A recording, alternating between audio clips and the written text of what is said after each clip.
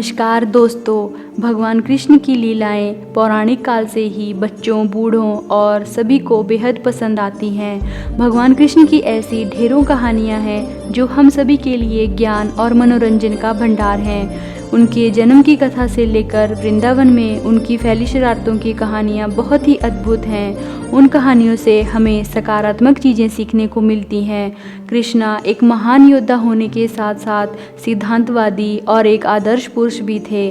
भगवान कृष्ण की कहानियाँ और गीता के उपदेश हिंदू धर्म में बहुत ही महत्वपूर्ण हैं। इन कहानियों को हमने आपके लिए सरल भाषा में प्रस्तुत करने की कोशिश की है, जिससे सभी आयु के लोग इन्हें सुनकर आनंद लेने के साथ साथ ज्ञान भी प्राप्त कर सकें।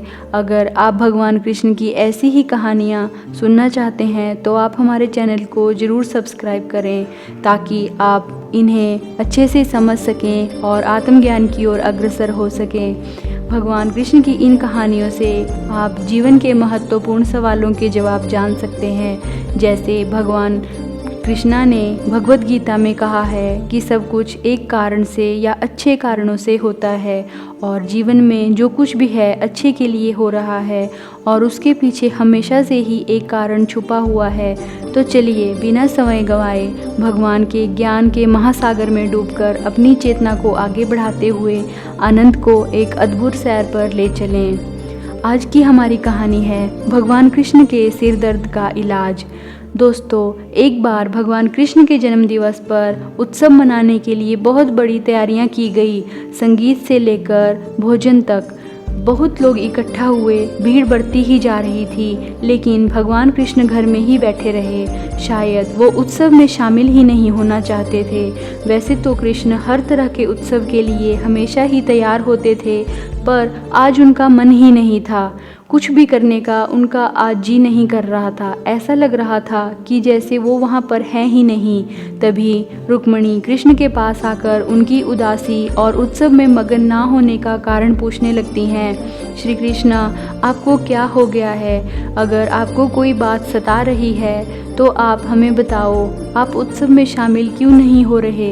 कृष्णा बोले, मुझे बहुत सिर दर्द हो रहा है, जबकि उनको सच में सिर दर्द था ही नहीं, या हो सकता है वो नाटक कर रहे हों, क्योंकि उनमें वो योग्यता तो थी ही। अचानक कृष्ण बोले, अगर मुझे कोई सच में प्यार करता है तो वह अपने पैरों की धूल लेकर मेरे सिर पे मल दे, तो शायद मेरा सिर दर्द ठीक हो जाएगा।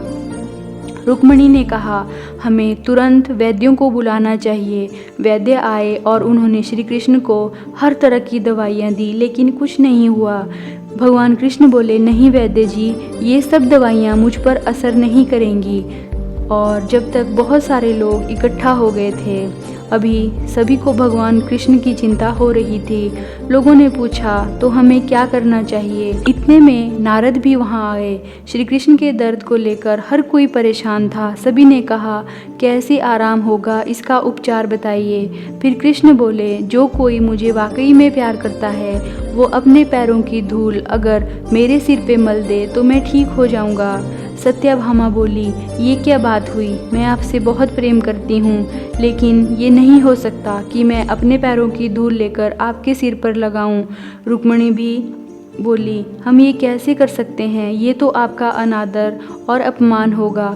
नारद भी पीछे हट गए कि ऐसा कुछ तो मैं भी नहीं करना चाहता। आप भगवान हैं और मुझे नहीं मालूम कि इसमें क्या रहस्य है, और पता नहीं ये कौन सा जाल होगा, लेकिन अगर मैं अपने पैरों की धूल आपके सिर पे रखूँगा तो मैं हमेशा के लिए नरक की अग्नि में तपूँगा, और मैं ऐसा कोई भी काम नहीं करना चाहता। दोस्तों, चारों तरफ हड़कंप मच गया और बात फैल गई। हर कोई सकते में था। हम ये नहीं कर सकते, हम सब उन्हें बहुत प्यार करते हैं, पर ऐसा करके हम नरक में नहीं जाना चाहते।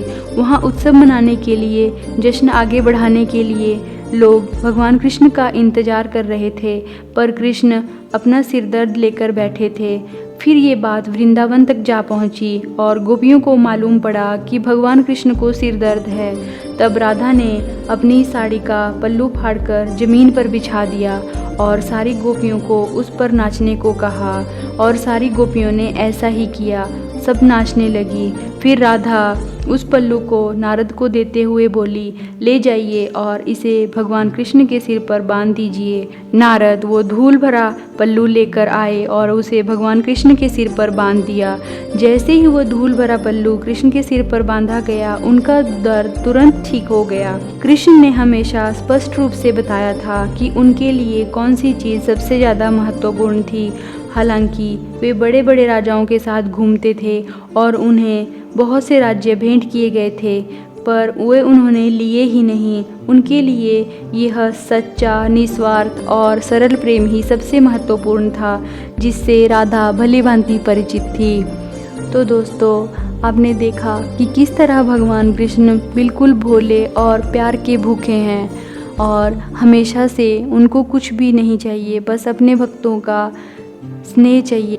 तो आशा है आज की कहानी आपको अच्छी लगी होगी। हमें कमेंट करके ज़रूर बताएं और हमारे चैनल को ज़रूर सब्सक्राइब करें।